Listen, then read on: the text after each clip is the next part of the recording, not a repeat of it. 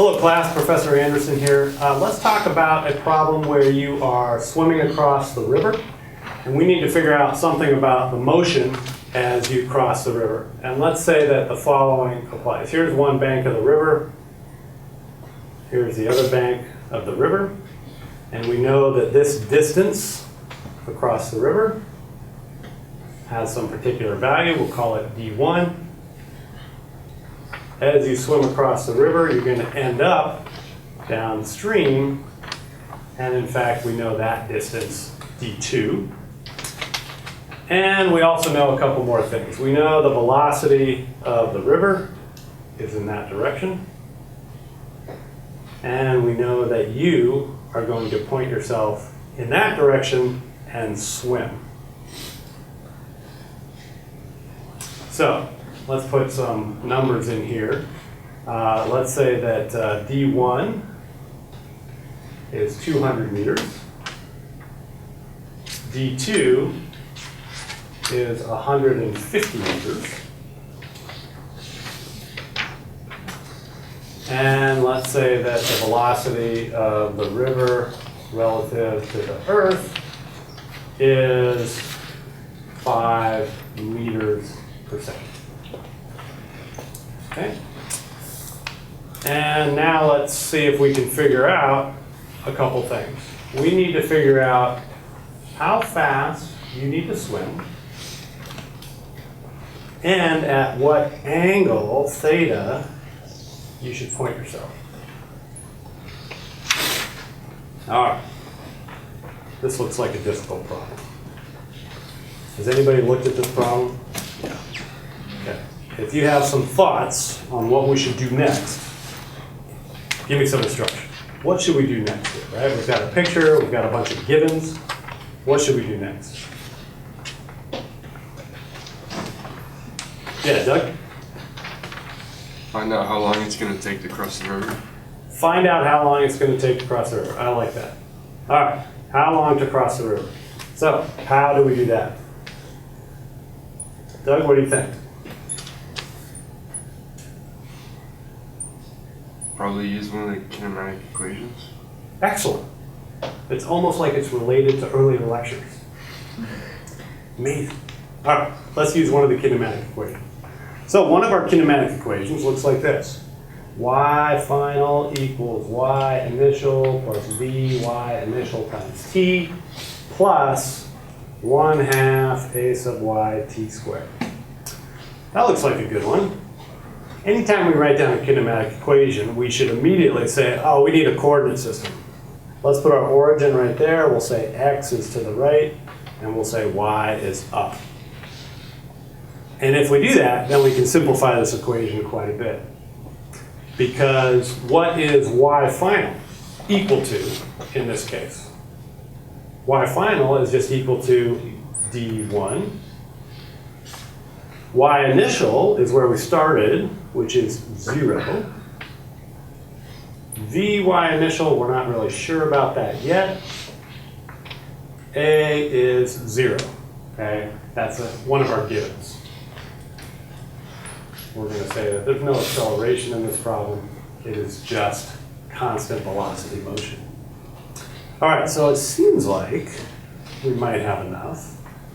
Well, let's take a look at it and double check. Okay, so let's take a look at this equation right here. We've got d1 equals vy initial times t. That looks like we might be able to solve that for t, except what is vy initial? Vy initial is how fast is the swimmer going in this vertical direction, in this y direction. Okay? We don't know what that is, but what we do know is if this is the speed of the swimmer in that direction, then Vy initial is right there. Okay, and this is a right triangle. And so we can say Vy initial is just equal to the speed of the swimmer relative to the river times the cosine of theta. All right. So we have one equation now. d1 equals VSR cosine theta, all of that times t. All right. But we're not quite there yet. It seems like we're going to have to worry about the x equations. So let's try this again, but use the x variables. X final equals x initial plus vx initial times t plus 1/2 a sub x t squared. All right, x initial is 0. X final is going to be d2. Vx initial, we're not exactly sure yet. There's no acceleration, and so that is 0. All right, so we get d2 equals vxi times t. And now we have to think about this vxi.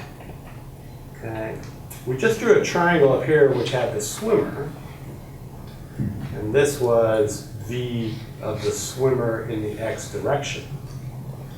But that's not the only thing moving in the x direction. The swimmer has some component up that way, but the river has some component that way. And so in fact we need to subtract the two. It's going to be v river relative to the earth minus this component, v swimmer relative to the river, times sine of theta. And all of that multiplying t.